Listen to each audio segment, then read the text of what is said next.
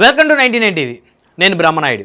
ఇకపోతే గత 4-5 రోజుల నుంచి నడుస్తున్న చర్చ మాజీ కేంద్ర మంత్రి పద్మభూషణ్ మెగాస్టార్ చిరంజీవి గారు మళ్ళీ రాజకీయాల్లో యాక్టివ్ అవుతున్నారని అవ్వబోతున్నారని, సో ఆ విధమైనటువంటి చర్చలు ఆయనతో జరిగాయని, ఆయనకి తెలంగాణ రాష్ట్ర ముఖ్యమంత్రి రేవంత్ రెడ్డి గారు ఒక పెద్ద ఆఫర్ ఇచ్చారని రకరకాల చర్చలు జరుగుతున్నటువంటి నేపథ్యంలో మరి నిన్న ఒక బ్లడ్ క్యాంపు ప్రోగ్రాంలో చిరంజీవి గారు తాను రాజకీయాల్లోకి రానని చెప్పేసి ఆయన ఒక క్లారిటీ అయితే ఇచ్చారు.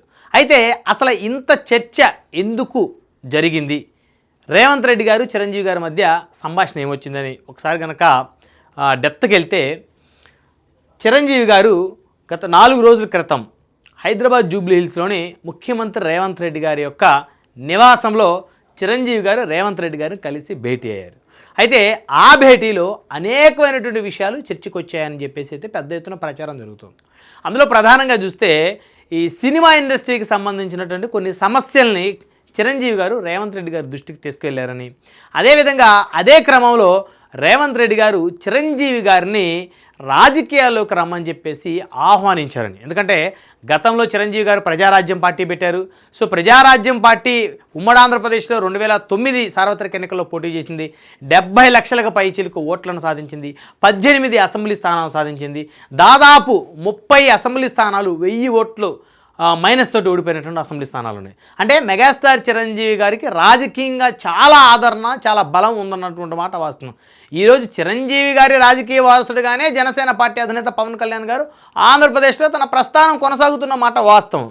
ఈరోజు జనసేన పార్టీలో ఉన్నటువంటి చాలామందిలో 50% ఆనాడు ప్రజారాజ్యం పార్టీ జెండా పట్టుకున్న వాళ్ళు, 3వ ప్రత్యామ్నాయాన్ని కావాలని బలంగా కోరుకున్నటువంటి వ్యక్తులే ఈరోజు జనసేన పార్టీలో కూడా జనసేన అధినేతతో ట్రావెల్ అవుతున్న మాట వాస్తవం. సో కాబట్టి చిరంజీవి గారికి ఖచ్చితంగా 2 తెలుగు రాష్ట్రాల్లో ఒక బలమైనటువంటి అనుచరగణం, అభిమానగణం ఉన్నమాట వాస్తవం. సో ఆయన సినిమా కలెక్షన్స్ చూసుకుంటే ఎక్కువగా నైజాం ఏరియాలోనే ఎక్కువ కలెక్షన్స్ వచ్చే పరిస్థితి గతంలో ఉండేది.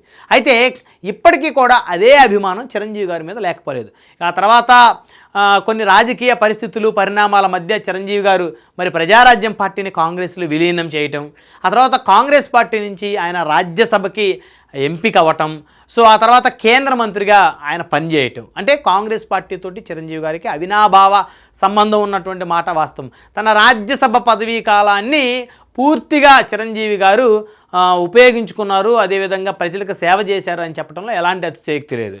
సో కాబట్టి చిరంజీవి గారికి కాంగ్రెస్ పార్టీకి మధ్య ఒక బాండింగ్ ఉన్నటువంటి మాట వాస్తవం. అయితే కాంగ్రెస్ పార్టీ తర్వాత చిరంజీవి గారు మరి ఏ రాజకీయ పార్టీలోకి చేరలేదు, ఏ రాజకీయ పార్టీలో సభ్యత్వం తీసుకోలేదు. ఆంధ్రప్రదేశ్లో తన సోదరుడు పవన్ కళ్యాణ్ గారు జనసేన పార్టీ పెట్టినప్పటికీ, పార్టీ పెట్టి 10 ఏళ్ళు అయినప్పటికీ, ప్రస్తుతం ఆయన జనసేన పార్టీ మరి అక్కడ 21 స్థానాలు 21 సంపాదించినప్పటికీ, పవన్ కళ్యాణ్ గారు ఉప ముఖ్యమంత్రిగా ఉన్నప్పటికీ కూడా చిరంజీవి గారు పవన్ కళ్యాణ్ గారి పార్టీలో అఫీషియల్గా ఎక్కడ కూడా చేరలేదు. అయితే తన తమ్ముడు రాజకీయంగా ఎదగాలని, తన తమ్ముడు ముఖ్యమంత్రి అవ్వాలని తను మనస్ఫూర్తిగా కోరుకుంటున్నారని గతంలో అనేక సందర్భాల్లో అన్నారు. అయితే ఇప్పుడు చిరంజీవి గారి యొక్క రాజకీయ ప్రస్థానానికి సంబంధించి మొన్న జరిగిన డిస్కషన్ ఏంటనే దాని గురించి కనుక మాట్లాడితే, సో ఆయన ఏ రాజకీయ పార్టీలో కాంగ్రెస్ తర్వాత మళ్ళీ ఎక్కడ యాక్టివ్ అవ్వలేదు, ఎక్కడ ఏ రాజకీయ పార్టీ తీర్థం పుచ్చుకోలేదు, ఎక్కడ కూడా ఆ పార్టీ తరపు నుంచి ఒక చిన్న కార్యక్రమం కూడా చేయలేదు.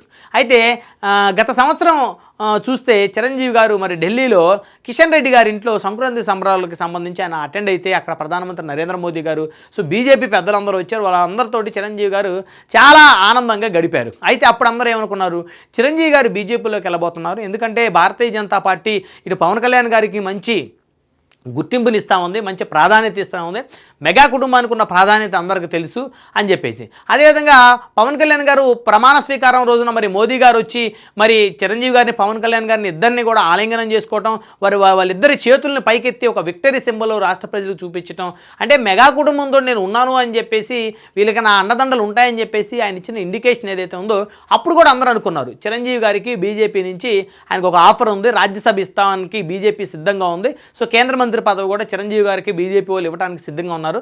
సో తద్వారా అటు ఆంధ్రప్రదేశ్లో పవన్ కళ్యాణ్ గారి చరిష్మా, ఆయన తర్వాత సనాతన ధర్మాన్ని ఎత్తుకున్నారు.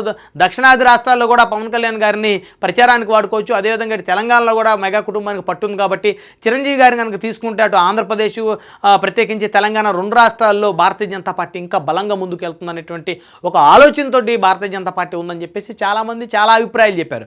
అయితే 4-5 రోజుల క్రితం జరిగినటువంటి ఒక మీటింగ్ ఏదైతే ఉందో రేవంత్ రెడ్డి గారితో, ఆ మీటింగ్లో రేవంత్ రెడ్డి గారు అయితే చిరంజీవి గారిని రాజకీయాల్లోకి రమ్మని అడిగారంట. ఎందుకంటే ప్రస్తుతం తెలంగాణ రాష్ట్రంలో గ్రేటర్ హైదరాబాద్లో నుండి జూబ్లీ హిల్స్ ఉప ఎన్నిక జరగనుంది.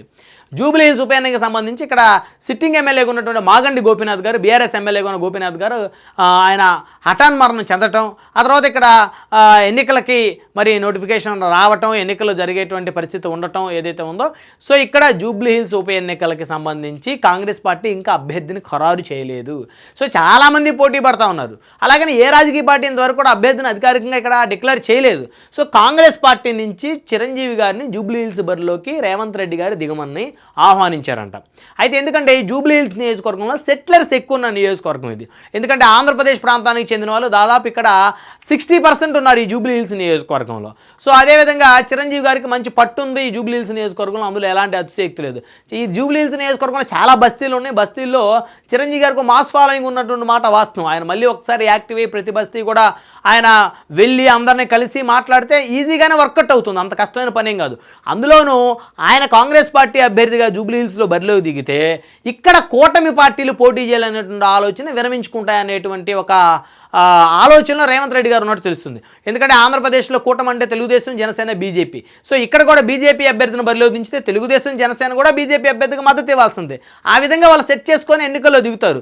సో చిరంజీవి గారిని కనుక ఎన్నికల్లో కాంగ్రెస్ పార్టీ తరపున కనుక దించితే సో బీజేపీ, తెలుగుదేశం, జనసేన ఇక్కడ ఉన్నటువంటి సెటిలర్స్ ఎవరైతే ఉన్నారో వాళ్ళందరూ కూడా చిరంజీవి గారికి ఓటేస్తారన్న ఒక ఆలోచనతోటి రేవంత్ రెడ్డి గారు ఉన్నారంట. ఇక ఒక బీఆర్ఎస్ పార్టీని మాత్రమే వారు ఎదుర్కోవాల్సినటువంటి పరిస్థితి ఉంటుంది. సో ఇక మిగతా ఇప్పుడు కాంగ్రెస్ పార్టీ ఆయనకి సపోర్ట్గా ఉంటుంది. టీడీపీ, జనసేన, బీజేపీ నుంచి ఎవరు కూడా అంత యాక్టివ్గా ఇక్కడ పనిచేయరు. ఉన్నప్పుడు కూడా సెటిలర్స్ అందరూ ఆయనకే ఓటేస్తారనేటువంటి ఒక ఆలోచనతోటి రేవంత్ రెడ్డి గారు చిరంజీవి గారిని పోటీ చేయమని చెప్పేసి అడిగారనేటువంటి వార్తలు అయితే వచ్చిన మాట వాస్తవం. అయితే తాను ఇక్కడ పోటీ చేసి గెలిచిన తర్వాత మంత్రివర్గంలోకి తీసుకుంటానని చెప్పేసి, అదేవిధంగా హోంమంత్రి పదవితో పాటు ఉప ముఖ్యమంత్రి పదవి కూడా చిరంజీవి గారికి ఇస్తానని చెప్పేసి రేవంత్ రెడ్డి గారు చిరంజీవి గారితో మాట్లాడారని చెప్పేసి అయితే పెద్ద ఎత్తున ప్రచారం అయితే జరుగుతుంది. అయితే మొత్తానికి మరి ఉప ముఖ్యమంత్రి అంటే ఆల్రెడీ బట్టి విక్రమార్క గారు ఉప ముఖ్యమంత్రిగా ఉన్నారు కాబట్టి ఉప ముఖ్యమంత్రి పదవి ఇస్తారా లేదా అనేది అయితే ప్రశ్నార్థకమే. అయితే చిరంజీవి గారు లాంటి వ్యక్తులను కనుక జూబ్లీ హిల్స్లో ఎమ్మెల్యేగా గెలిపించుకున్న కాంగ్రెస్ పార్టీ ఖచ్చితంగా ఆయనకి రాష్ట్ర మంత్రివర్గంలో అవకాశం ఖచ్చితంగా ఉంటుంది. ఎందుకంటే ఆయన గతంలోనే కేంద్ర మంత్రివర్గంలో పనిచేశారు. కాంగ్రెస్ పార్టీకి సంబంధించి రాజ్యసభ తీసుకొని మరి ఆయన కేంద్ర మంత్రిగా ఉన్నారు కాబట్టి రాష్ట్ర మంత్రిగా ఆయనకి అవకాశం ఇవ్వటం పెద్ద గొప్ప విశేషం కూడా ఏం కాదు కాంగ్రెస్ పార్టీకి. ఎందుకంటే ఆయన కావాలి అనుకుంటే రాహుల్ గాంధీ గారితో, సోనియా గాంధీ గారితో కలిసి మాట్లాడగలరు. సో కాబట్టి ఆ స్థాయి పరిచయాలు, ఆ స్థాయి ప్రజల్లో ఒక పట్టు చిరంజీవి గారికి ఉంది కాబట్టి రేవంత్ రెడ్డి గారు అయితే చిరంజీవి గారిని అయితే ఆహ్వానించారనేటువంటి ప్రచారం సాగుతోంది. అయితే రేవంత్ రెడ్డి గారు ఇచ్చిన ఆఫర్ని చిరంజీవి గారు సున్నితంగా తిరస్కరించారనేటువంటి వార్తలు కూడా వస్తున్నాయి. సో ఈ నేపథ్యంలో ఈ 3-4 రోజుల్లో పెద్ద ఎత్తున చిరంజీవి గారు జూబ్లీ హిల్స్ అసెంబ్లీ బరిలో కాంగ్రెస్ పార్టీ అభ్యర్థిగా బై ఎలక్షన్స్లో పోటీ చేస్తారనే ప్రచారం ఎప్పుడైతే 3-4 రోజులుగా పెద్ద ఎత్తున 2 తెలుగు రాష్ట్రాల్లో ఈ ప్రచారం ఊపందుకుందో, మరి దానికి సంబంధించి చెక్ పెట్టడానికి చిరంజీవి గారు నిన్న ఏదైతే బ్లడ్ క్యాంప్ జరిగిందో హైదరాబాద్లో, అక్కడ ఆయన చాలా సున్నితంగా చెప్పారు, నేను రాజకీయాల్లోకి రాదలుచుకోవట్లేదు, నేను అందరవాడిగా ఉందామనుకున్నాను, నాకెందుకో ఈ రాజకీయాలు నా ఒంటికి సరిపడవని చెప్పేసి నాకు అనిపించిందని చెప్పేసి చాలా సున్నితంగా చెప్పారు. అయితే ఒకటి మాట మాత్రం వాస్తవం, ఖచ్చితంగా రేవంత్ రెడ్డి గారు అయితే చిరంజీవి గారిని జూబ్లీ హిల్స్ బై ఎలక్షన్స్లో ఆయన్ని కాంగ్రెస్ అభ్యర్థిగా బరిలోకి నిలవమని చెప్పడంలో అయితే ఎలాంటి అతిశయోక్తి లేదు. ఎందుకంటే ఆయన ఆల్రెడీ కేంద్ర మంత్రిగా పనిచేశారు. గతంలో ఒక పార్టీ ఉంది ఆయనకి, 18 స్థానాలు, 70 లక్షల ఓట్లు సంపాదించారు చిరంజీవి గారు. అందులోనూ జూబ్లీ హిల్స్ నియోజకవర్గం అంటే సెటిలర్స్ ఎక్కువగా ఉన్న నియోజకవర్గం. శేర్లింగంపల్లి కానీ, జూబ్లీ హిల్స్ కానీ, కూకట్పల్లి కానీ, ఈ నియోజకవర్గాలు సెటిలర్స్ ఎక్కువగా ఉన్న నియోజకవర్గాలు కాబట్టి ఖచ్చితంగా చిరంజీవి గారికి అది ఒక పెద్ద బలం అని చెప్పుకోవచ్చు. ఆయన జూబ్లీ హిల్స్ బైపోల్లో కాంగ్రెస్ అభ్యర్థిగా దిగితే ఆయన తమ్ముడు ఇక్కడికి వచ్చి ప్రచారం చేసే అవకాశం ఉండదు. సో చెక్ పెట్టాలని రేవంత్ రెడ్డి గారు ఒక వ్యూహం పన్నినట్టున్నారు. సో పవన్ కళ్యాణ్ గారు రారు, ఇక బీజేపీని కూడా ఇన్యాక్టివ్ చేసేస్తారు. అదేవిధంగా తెలుగుదేశం కూడా ఇప్పుడు మళ్ళీ టీడీపీ వచ్చి చిరంజీవి గారిని ఓడించడానికి టీడీపీ జెండాలు కనుక ఇక్కడ బీజేపీకి మద్దతుగా ప్రచారం చేసే పరిస్థితి ఉండదు.